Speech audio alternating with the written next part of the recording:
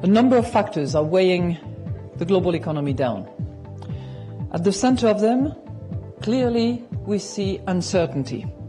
Uncertainty about what policymakers can and will deliver on their promises. The IMF fires a warning to central bankers and politicians: deliver reforms or risk the global recovery. Lagarde says she's also likely to lower forecasts for growth next month. All this as ECB chief Mario Draghi travels to Berlin today to discuss his plan for saving the euro with Angela Merkel. Let's get straight to Josh Raymond, market strategist, City Index. Morning to you, Josh. Can Draghi convince the Germans? Well, it's a difficult job for everyone to try and convince the Germans. We know how stubborn Merkel has already shown previously. We've seen it yesterday again with the banking union and the clauses that come in with that, and also the time frame to try and get that out. We saw Hollande try to speed that thing through. To be honest with you, it is a meeting between obviously Draghi and Merkel, so the headlines will be there. The market could react to some of the headlines and the sentiment that comes out of it. But I'm not really expecting anything that's going to be a big changer for the way the market's going to trade today out of that meeting specifically.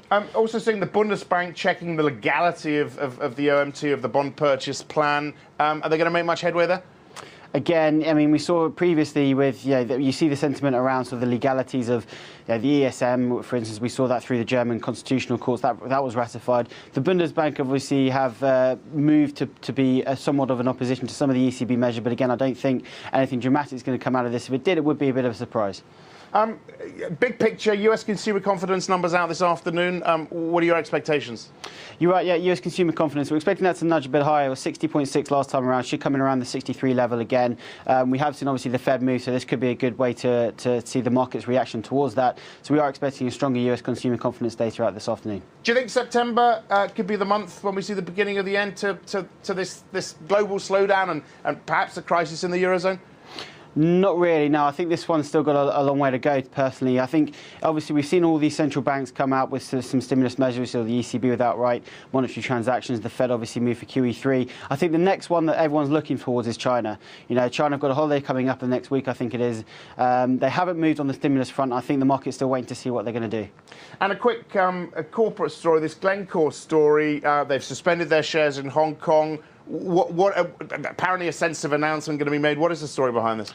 So this is about their investment in Kazink. They were expecting to increase their majority holding to around 90, well above 95%. I think the market was expecting that to come around lower than 70%. It's around 69%. So that was what the suspension was. They're still trading here in London. Great. Thanks a lot, Josh. Another story Reuters is following, another corporate story. Three former Olympus executives and the company itself have pleaded guilty to a $1.7 billion accounting cover-up. The scandal, one of Japan's biggest, was exposed last October by Chief Executive Michael Woodford, seen there, who was sacked after querying dubious deals that had been used to conceal the losses. Staying in Asia, workers of a Foxconn plant in northern China have returned to work. Let's get to Tara Joseph in Hong Kong. Tara, the incident is over, but of course the spotlight once again on labour conditions, working conditions in China. That's right, Axel. It was an ugly night at this factory of 79,000 people. And we can't really get to the bottom yet as to why they were upset and what sparked the violence. But it is a reminder of the dark side of what's going on as we see all of these glossy phones being unveiled in chic boutiques around the world. There are some difficult working conditions. Chinese workers are unhappy, and sometimes things blow up. It's also a reminder of this incredible distribution zone that's built up and how it could go wrong. What is the link now with the production of the iPhone 5 and this plant in particular? Is there a link? What do we know? Well, Foxconn does not say which of its plants actually assembles the iPhone. We have some Reuters reporters on the ground in northern China now, and one employee has actually said that they do make the iPhone there. However, what we're hearing from the factory and Foxconn is that assembly is going on as normal. Everyone's back to work and nothing has changed. So I guess we'll have to wait and see a little bit whether production has been affected at all. Great. Thanks a lot, Tara.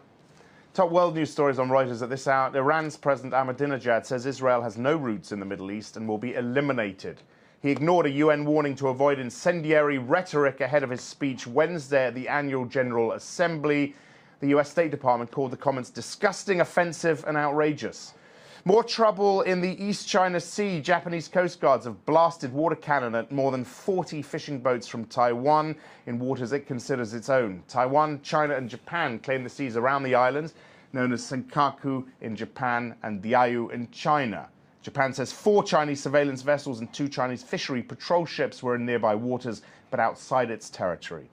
The international mediator on Syria, Lakhdar Brahimi, says he has a few ideas but no full plan on how to end the country's 18-month conflict. He described the situation in the country as extremely bad and getting worse.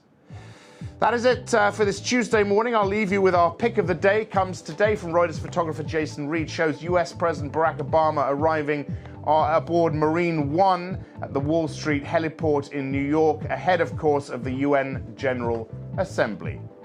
I'm Axel Threlfall. This is Reuters.